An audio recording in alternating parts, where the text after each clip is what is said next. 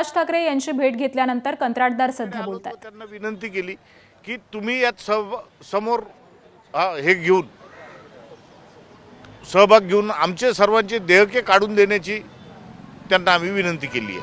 किती देयक, किती कंत्राटदार आणि किती देयक महाराष्ट्रभरातल्या कंत्राटाची बाकी आहेत? महाराष्ट्रभरात 86,664 कोटी रुपयाची देयके बाकी आहेत। 86,000 664 कंत्राटदार एक आता ते आकडा तसं सांगता येत नाहीये। कंत्राटदार किती असतील? 30,000च्या आसपास असतील, 30-35 हजार। ते 30,000 त्याच्या एका माणसाकडे 100 माणसं धरा तुम्ही, ते सुद्धा मराठीच माणसं काम करतात। त्याचं घर आलं, त्याच्यावर निर्धारित सप्लायर्स आले त्यांना, असं जवळपास तो सर्व व्याप धरला तर 5-7 लाख लोकांच्या वर जाईल। सर्वात जास्त जलजीवनचे पैसे बाकी आहेत। जिथं हर घर जल हर घर नल ही योजना जी मोदीजींनी जाहीर केली, ना जल आहे ना नल आहे, सगळा बोजवारा उडवलेला आहे त्या योजनेचा।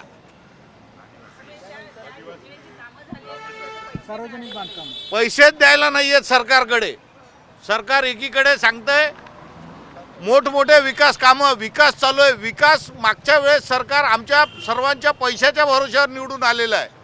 आम्ही कामं केली म्हणून ते निवडणुकीला निवडून आले, नाही तर या सरकारची निवडून यायची लायकी नव्हती।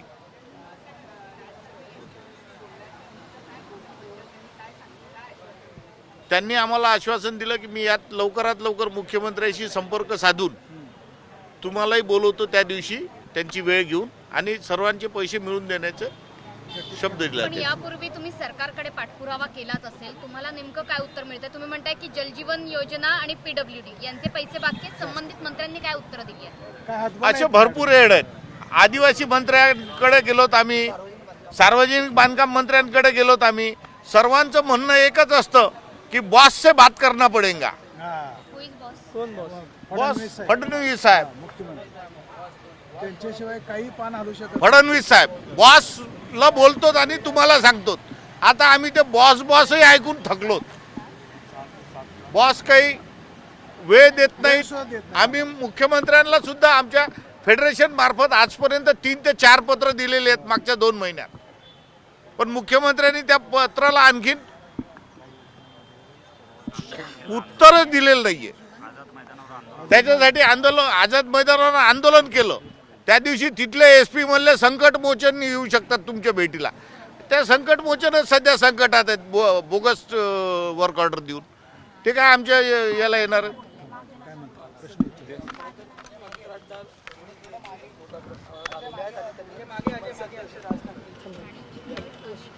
तर मला एक प्रश्न पडतो, आता यांचं सगळं ऐकलं, सन्मान्य राजसाहेबांनी सुद्धा ऐकलं। साहेबांनी त्यांना आश्वासन दिलेलं आहे की ते मुख्यमंत्र्यांशी चर्चा करतील याच्यात, पण जे गुजरातचे कंत्राटदार येतात इथे आणि रस्ते आणि या बाकी गोष्टी बांधतात, गुजराती कंत्राटदारांचे पैसे मिळतात, मग महाराष्ट्राच्या कंत्राटदारांचे पैसे का नाही मिळत? गुजरातच्या कंत्राटदारांना द्यायला पैसे कुठनं येतात महाराष्ट्र सरकारकडे? आज महानगरपालिकेमध्ये पण सगळे जे गुजराती कंत्राटदार आहेत, जे गुजरातवरनं आलेले आहेत, त्यांची पेमेंट्स होत आहेत। जो आमच्या इथला मातीतला महाराष्ट्रातला जो कंत्राटदार आहे त्याचे पैसे का नाही देत? 99% मराठी। जो ज्याने तुम्ही बेरोजगारांच्या जे इंजिनियर असोसिएशन आहे त्यांना काम देणार म्हणून त्यांचे पैसे देणार, तरी का पैसे आणायचे कुठनं? गुजराती कॉन्ट्रॅक्टरला पैसे बरोबर मिळतात गुजरातवरनं आलेल्या, आणि भूमिपुत्रांना नाही, आणि भूमिपुत्रांना पैसे मिळत नाहीत।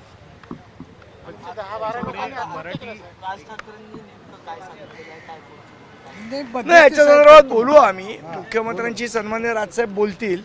विषय हा नाहीये की साहेब त्यांच्याशी बोलतील किंवा आहे, विषय आमचा प्रश्न हा आहे की गुजरातवरनं आलेल्या कंत्राटदारांना तुम्ही कुठल्या हेडखाली पैसे देता, मग आमच्या महाराष्ट्रातल्या मराठी कंत्राटदारांना का देत नाही, आमचा विषय। आणि साहेब जिथे आता कोल्हापूरचे शक्तीपीठ आता ते करायला जातं रोड, त्याला लोकांची मागणी विरोध आहे। म्हणजे लोकांना पाहिजे ते लोकांचे पैसे आमच्या भूमिपुत्रांना देत नाहीत, आणि नको ते काम ठेकेदारांच्यासाठी काढण्यासाठी साहेब म्हणतात तसं गुजराती ठेकेदारासाठी सरकार चाललेलं आहे, मोठमोठ्या ठेकेदारासाठी। म्हणजे यांना धीरूभाई अंबानी अदानी नवीन नवीन निर्माण करायला लागले हे सरकार साहेब, असं आमचं मत आहे. देशपांडे साहेब हा. जसं तुम्ही आता उल्लेख केला की गुजराती कंत्राटदारांना त्यांचे देयक क्लिअर होतात, भूमिपुत्र मराठी कंत्राटदार त्यांची देयक क्लिअर होत नाही. मात्र यामध्ये मराठी अमराठी वाद असेल जो पाहायला मिळतो. सरकार असं म्हणते की आम्ही हा वाद करत नाही, पण नेमकं याला अभय कोण नाही देते? वाद मराठी अमराठीचा वाद काय आला? गुजरात वरनं आलेले कंत्राटदार कोणाचे आहेत? हे कोणी पाठवलेले आहेत? जे दिल्लीवरनं नॉमिनेट होऊन कंत्राटदार येतात त्यांची पेमेंट्स होतात. जे महाराष्ट्रातला आमचा भूमिपुत्र इथे जी विकासाची कामं करतो, गावागावात जाऊन कामं करतो, त्यांचे पैसे नाही मिळत. मिसिंग लिंक वाल्याचे पैसे, मिसिंग लिंक पडली तरी पैसे मिळतात. आणि आम्ही इथे चांगलं काम. एबीपी माझा, उघडा डोळे बघा नीट.